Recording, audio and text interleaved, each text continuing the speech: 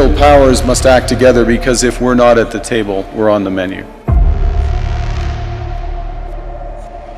Somewhere Europe has to grow out of the mindset that Europe's problems are the world's problems, but the world's problems are not Europe's problems.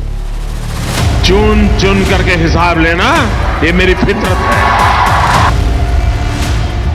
Why should it be a problem? If I'm smart enough to have multiple options, you should be admiring me. Bharat झुकने वाला भी नहीं. The rise of India will be determined by India. It will be determined by our strength, not by the mistakes of others. The old order is not coming back. We shouldn't mourn it. Nostalgia is not a strategy.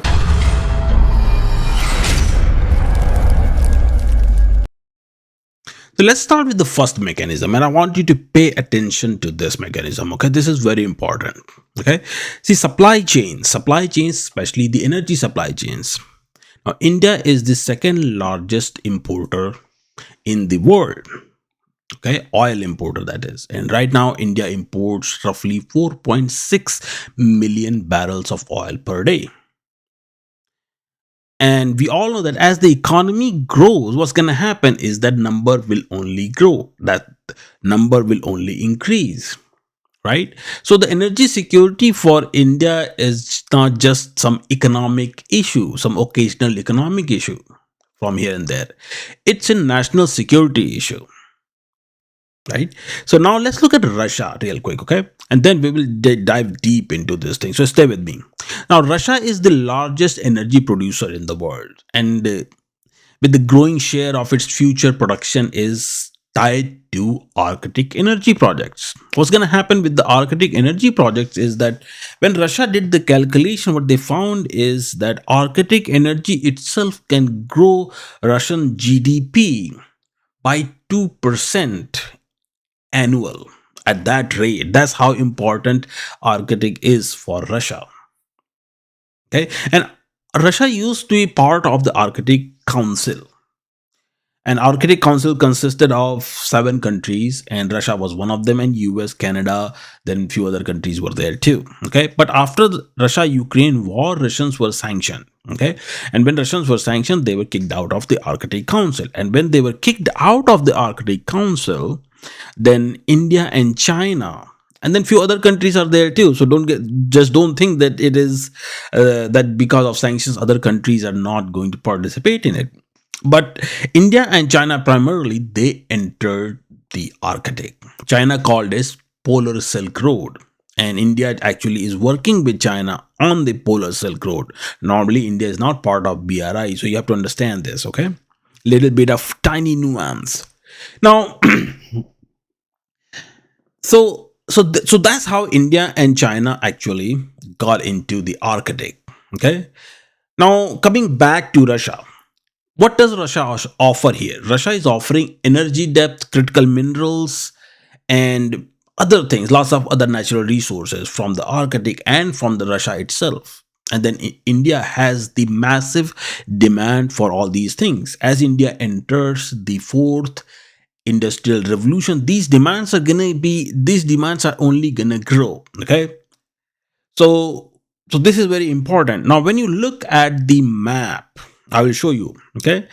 Then you see that Russia actually holds almost the 50% or 53% of the Arctic land mass, okay? And rest of the Arctic land mass goes to the Arctic countries, including Canada.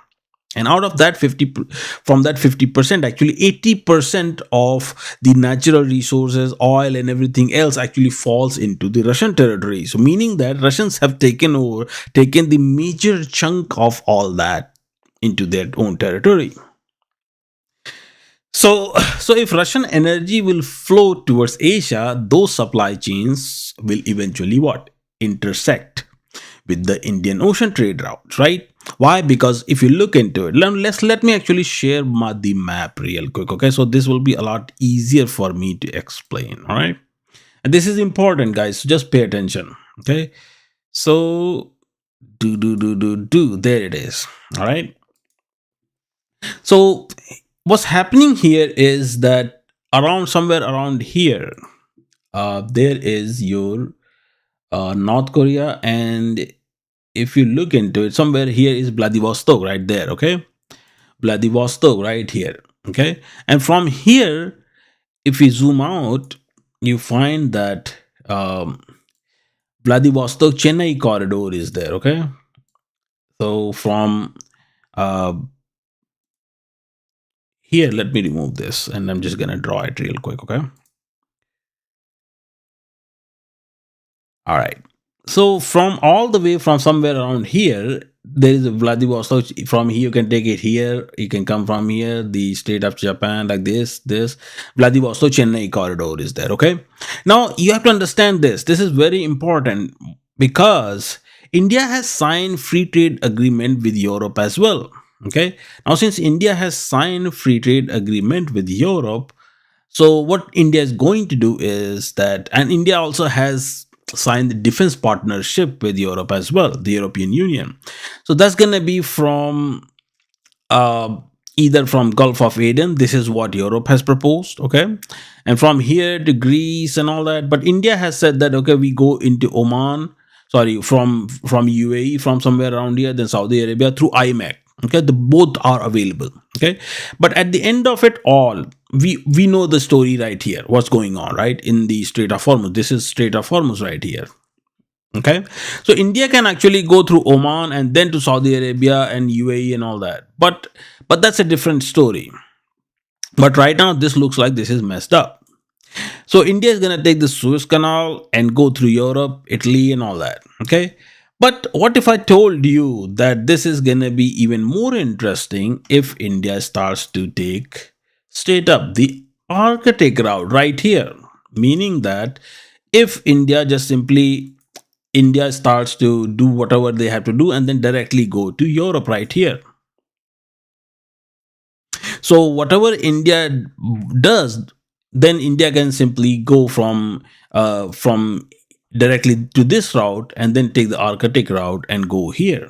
Okay, so so technically this is giving India alternative route as well. Okay, and this becomes that's one important. Okay, because India is working with Europe on this thing that the uh, the European Union, the free trade agreement, all that trade corridor and all that. Okay, it's in works. Free trade agreement has been signed, so this is gonna happen. All right. Now, next thing is this. Next thing is another problem. Another interesting thing is Canada. Okay, so India is actually working to finalize the free trade agreement with Canada as well, and India has already signed some uh, uh, trade deals with Canada as well. What is that trade deal? Trade deal comes from Canada from here, right here. That is northwestern passage. Okay, so there are two things: northern sea route and northwestern passage. So what's going to happen is that why Arctic becomes even more important is that there are two major power countries that are in the Arctic at this point. That is, one is your Canada, other is Russia. Okay, so clearly India is going to deal with both of them. All right, and Canada, the way Canada has shown that Canada is going to diversify its whole entire exports and its trade and all, then for Canada to work with Russia is not gonna be a problem. Okay, and because of that, what's gonna happen is that India will need Canada and Russia in the Arctic, and after that, they will take the Arctic route and come back to India. And whatever they manufacture, it can go into European Union and other shorter supply chains, right? So that's the key. That is the mechanism number one for you. Okay. So what we're doing here is that it's about like linking two different strategic geographies into the same supply chain, right? And that's the first layer of strategic backup, energy resilience, right? You get it from Canada, you get it from Russia, and then what do? You have multiple trade corridors or trade routes that are secure, right? Vladivostok Chennai corridor. Who is going to attack Vladivostok Chennai corridor over there? Yeah, Strait of Hormuz was a problem. Iran is a weaker power, whatever you want to call it. Then Middle Eastern country, most of the Middle Eastern countries are dependent on something else, right? So, but in Vladivostok Chennai corridor, that's not the case. Okay, so we know how important that becomes for India. All right, that's why I said that it's a first mechanism is the supply chain security. That's the strategic backup.